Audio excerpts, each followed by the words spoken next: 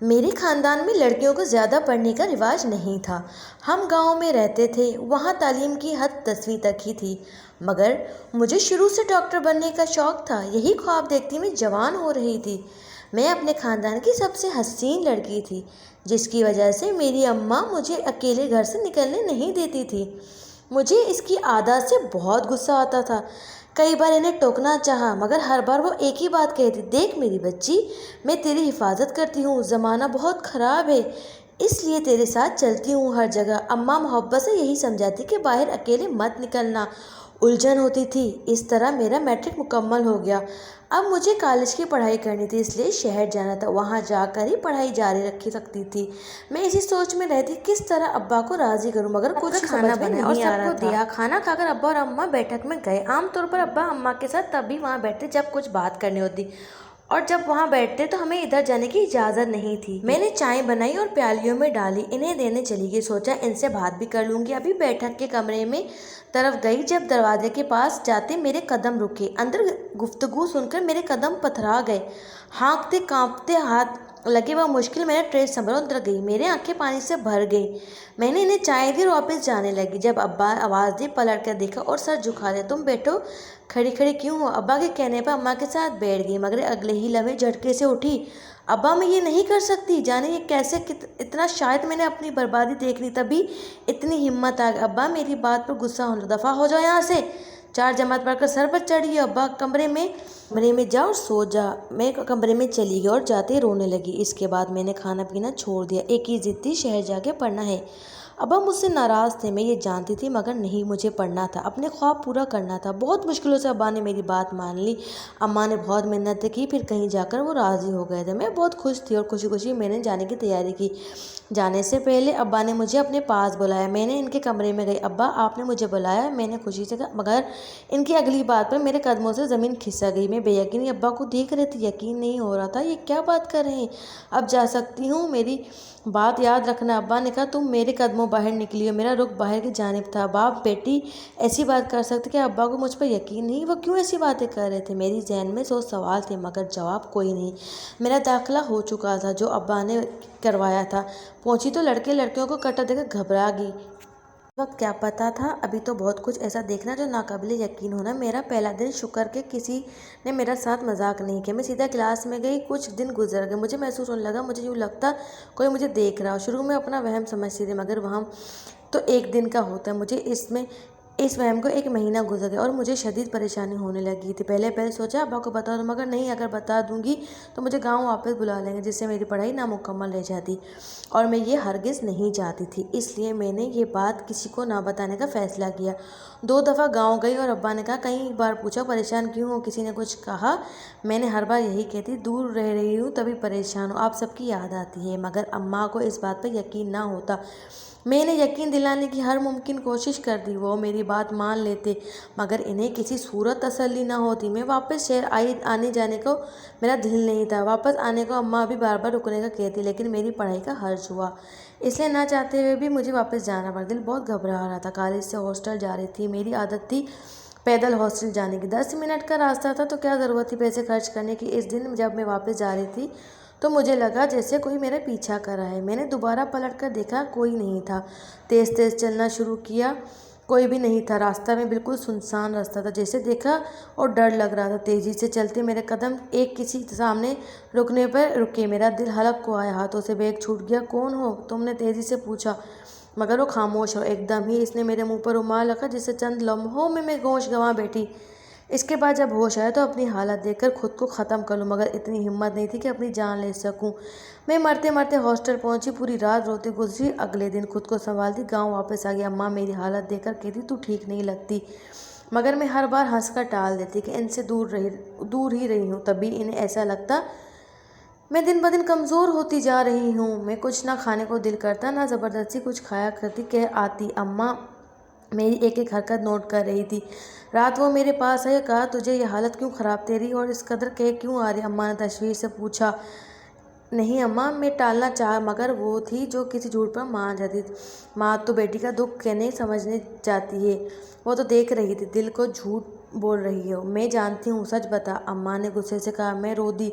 मेरा दिल को घबरा गया। तो मुझे क्या हुआ? अम्मा ने कहा, हाथ लगाते पूछा। मैं इन्हें सबको बताने का सोचा। अम्मा, मुझे लगता कोई मेरा पीछा करता है। मैं इसे वहम समझा, मगर वो सच। एक दिन लोगों ने मुझे अगवा किया और फिर इतना कहती रो। अम्मा ने सीने पे हाथ रखा, जैसे वो समझ गई हो। मैं तुझे इसलिए समझाती थी, बाहर मत जा, तेरा हुस्न तुझे बर्बाद कर देगा। तूने मेरी बात नहीं मानी, अब देख तेरा अंजाम। अब्बा राज़ी नहीं था तेरे जाने पर, तूने ज़िद की। बड़ों की बात मान लेनी चाहिए, वो कुछ अच्छा ही सोचते, मगर तूने। वो इतना कहती रोने लगी। अम्मा, मैंने जानबूझकर नहीं किया। मैं रोते हुए इन्हें यकीन दिलाना चाहा, मगर वो रोती रही। फिर एकदम चुप हो गई। बोली, तू मेरी बात सुन, अब कल तू मेरे साथ जाना, हम दाई के पास चलेंगे। कमरे से मत निकलना, अम्मा ने राजदारी से कहा। अपने अब्बा के साथ मत जाना, अम्मा ने इस बार गुस्से से कहा। अब छुप कर जाकर रोना बंद कर दे, तूने जो करना था कर लिया। अम्मा के कहने पे मैं खामोश हो गई। वो कमरे से निकल गई। अब सोचने लगी कि क्या करूं। अगले दिन अब्बा मुझे लेकर दाई के पास जाने लगी। तो जब चचा की फैमिली आ गई और हमें रुकना पड़ा, मैं कमरे में जाने लगी। जब चची ने कहा, हमारे पास बैठ जाओ, शहर जाकर भूल गई हो। इनके कहने पर इनके पास बैठ गई। बातें करते करते अचानक मुझे चक्कर आ गया और मैं उठकर कमरे में जाने लगी, मगर बुरी किस्मत, रास्ते में 2 कदम बेहोश हो गई।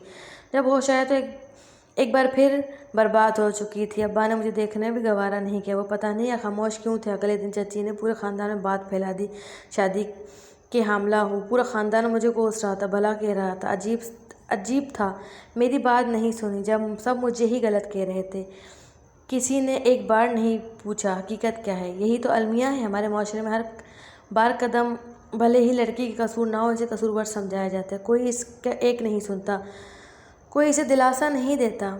हर किसी के मुंह में इसके लिए बुरे अल्फाज निकलते। मेरे साथ भी यही हो रहा था। तीसरे दिन मेरे पास मैं इन्हें देखकर डर गई। मुझे लगा वो मार देंगे, कुछ ऐसा खुद को मार दूं। उन्होंने कुछ ऐसा नहीं किया। मैं हैरान थी। वो मेरे सामने हाथ जोड़े बैठ गए।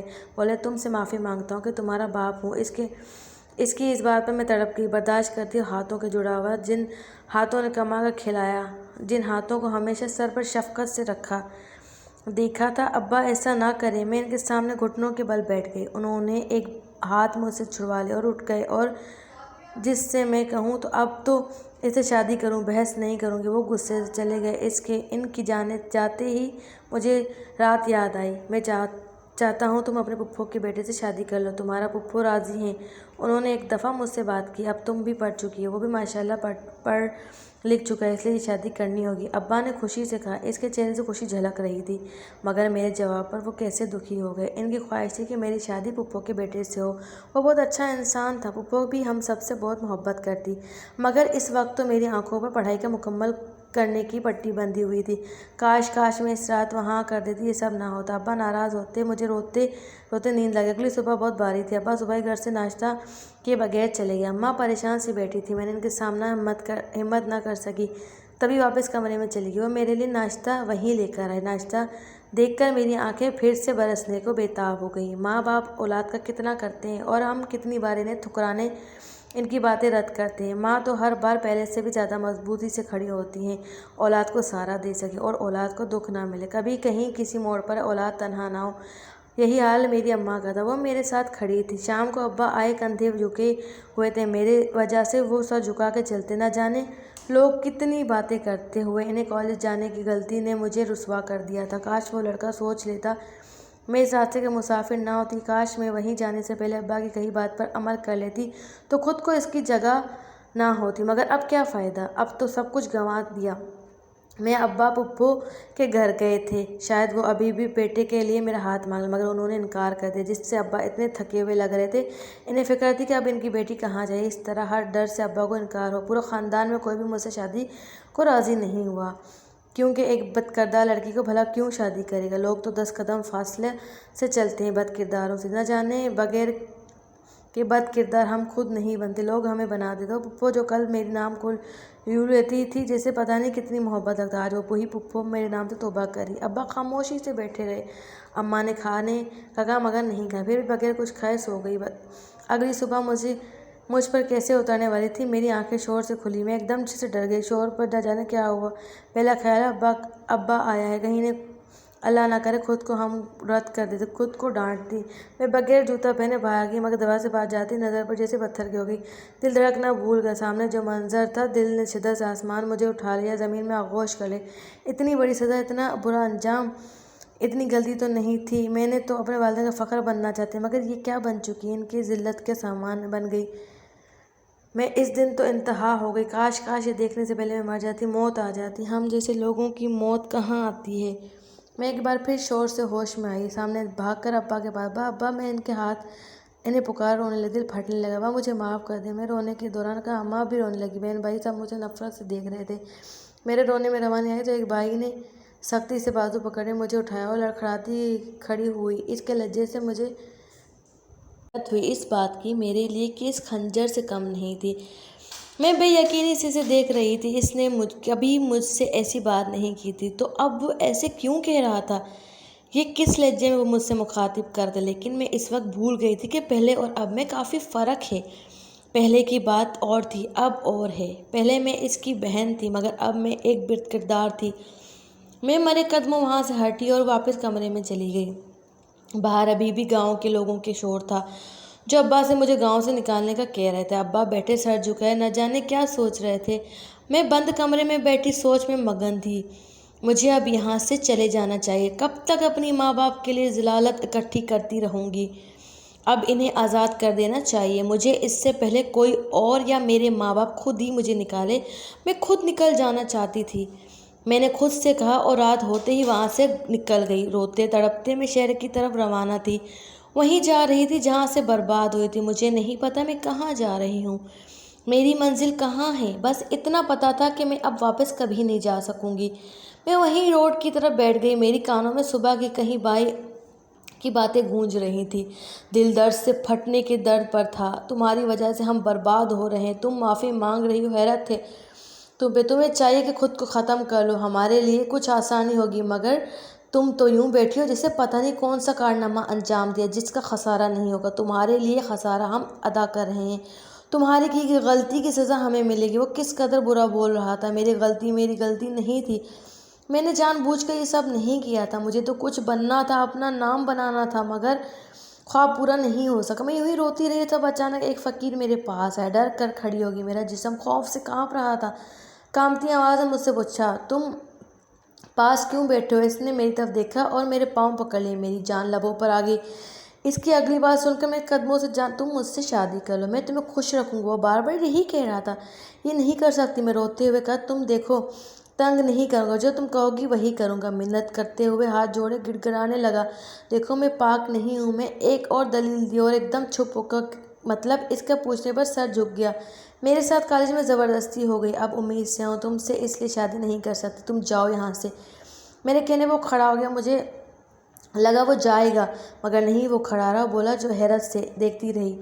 جو بات میرے اپنوں نے نہیں کی وہ کر رہا تھا، اس بات کی امید مجھے اپنے ماں باپ سے نہیں تھی، وہ بات اس نے کہی، مجھے تسلی دی، تمہارا کوئی قصور نہیں، ان سب کے لیے ایسا مت کہو، میرے ساتھ چلو، ہم شادی کر لیں گے اور میں تمہیں خوش رکھوں گا۔ اس کا پختہ لہجے نے میں آنکھیں پھاڑ کر اسے دیکھنے لگی۔ ایسا انسان وہ سب جان کر بھی یہ بات کہہ رہا ہے، میری سچائی جان کر بھی مجھ سے شادی کرنے کا کہہ رہا ہے۔ اس نے میرا ہاتھ پکڑا اور ایک طرف چلنے لگا، چلتے چلتے ایک چھوٹے سے گھر کے پاس پہنچا، اس کے جیب سے چابی نکل دروازہ کھولا، مجھے اندر بٹھانے کا، رات کے 12 بج رہے تھے۔ میں اندر چلی گئی، کچھ ہی دیر بعد وہ آیا، ساتھ کچھ لوگ تھے۔ ایک دفعہ پھر ڈر گئی، خیالات تحت میرے ہاتھ پیر پھولنے لگے، مگر نہیں، میرا خیال غلط تھا، وہ مولوی کو کچھ گاؤں کے ساتھ لایا۔ نکاح اس وقت ہو گیا، عجیب کشمکش میں تھی، صحیح غلط کیا تھا مجھے سمجھ نہیں آ رہا تھا۔ ایک کمرے میں بیٹھی جب وہ میرے پاس بیٹھ گیا، مجھے اس کے چہرے پر عجیب سا لگا، مجھے تمہیں کچھ بتانا ہے، اس نے دھیمے سے کہا۔ میں چونک کر دیکھ، بھلا کیا رہتا ہے بتانے والا؟ اس نے مجھے بتانا تھا کہ میں نے دل میں سوچا، مگر اگلے لمحے میں میرا دل خود کو مار دوں، اس زندگی سے مرنا بہتر ہے، ایسے ہمسفر کو تنہا رہنا بہتر ہے۔ میں بیڈ سے اتر گئی اور چلانے لگی، تم نے مجھے دھوکہ دیا ہے، تم نے جھوٹ بولا، اتنا بڑا جھوٹ چھپایا، میں نے تمہارے ساتھ نہیں رہوں گی، مجھے اس وقت اور طلاق دے دو۔ میں چلاتے ہوئے اس کے میرا ہاتھ پکڑ کر مجھے اپنے پاس بٹھانے کو کہا، میری بات سن لو، پھر جو چاہے فیصلہ کرنا۔ اس نے محبت سے کہا، دیکھو تمہارے ساتھ جو ہوا، اس کے بعد تمہاری فیملی تمہیں قبول نہیں کیا۔ اس نے مجھ سے پوچھا، میں نفی میں سر ہلایا، زبان کے ساتھ دیتی تھی، اس سوال کے ساتھ جواب پر تمہارا اپنی فیملی کے سوا کوئی نہیں اس دنیا میں جو تمہیں 2 وقت کی روٹی دے سکے یا اپنے گھر تمہیں پناہ دے سکے۔ اس کے سوال پر میں رو دی، ہرگز نہیں، ایسا کوئی نہیں ہے، اگر ایسا کوئی ہوتا تو میں سڑکوں پہ ماری پھرتی۔ میں تمہیں اپنی سچائی بتا دیتی ہوں تاکہ ہم دونوں خوشی خوشی اپنی زندگی گزار سکیں، کوئی رکاوٹ نہ ہو۔ تمہارے ساتھ ہو، ہر قدم کے ساتھ رہوں گا، جو کہوں گی کروں گا، تمہیں کبھی کوئی تکلیف نہیں ملے گی، بس تم خوش رہو، مجھ پر یقین رکھو، میرا وعدہ ہے تمہارے ساتھ نہیں چھوڑوں گا۔ اس نے وعدہ کیا اور کمرے سے چلا گیا۔ باقی کی رات سوچتی رہی کہ میں اس کے ساتھ رہ سکتی تھی، لیکن اگر اسے چھوڑ کر چلی گئی تو کہاں جاتی، کس کے ساتھ رہتی، میرے ساتھ کوئی بھی نہیں تھا۔ میں بہت سوچ سمجھ کر اس کے ساتھ رہنے کا فیصلہ اگلی صبح اسے اپنے فیصلے سے آگاہ کیا۔ اسے چہرے پر خوشی دیکھنے کے لائق تھی۔ ہم دونوں ایک دوسرے کا ہر قدم پر ساتھ دیا، مگر کبھی گھر واپس نہیں گئی، نہ میں نے کسی نے مجھے تلاش کرنے کی کوشش کی تھی۔ میں نے ایک دو دفعہ اپنے شوہر کو گاؤں کی ضرور بھیجا، وہ دیکھ سب کیسے ہیں، اس کو بتانے کہ وہ سب خوش مطمئن زندگی گزار رہے ہیں۔ مجھے کہیں نہ کہیں دکھ ضرور، مگر میں خوش تھی کیونکہ وہ سب خوش تھے۔ میرے ہاں بیٹے کی پیدائش ہوئی جس پر میرے شوہر نے بہت خوشیاں منائی۔ ہم دونوں مل کر اس نام میرے شوہر نے کبھی اس سے برا سلوک نہیں کیا، کیا ہمیشہ اپنی محبت دے اسکول ڈالا، اس کی پڑھائی پہ بہت اچھی جا رہی تھی۔ یہ سب کچھ میرے شوہر کرنے سے ہوا۔ ایک خواجہ سرا تھا، فقیر نہیں تھا، فقیر تو وہ کسی ہمسفر ڈھونڈنے کے لیے بنا تھا۔ ابھی بھی اس کے ساتھ خوش ہوں اور مجھے کسی مکمل شخص نہیں دیا، وہ سارا مجھے اس نے دیا تھا۔ احساس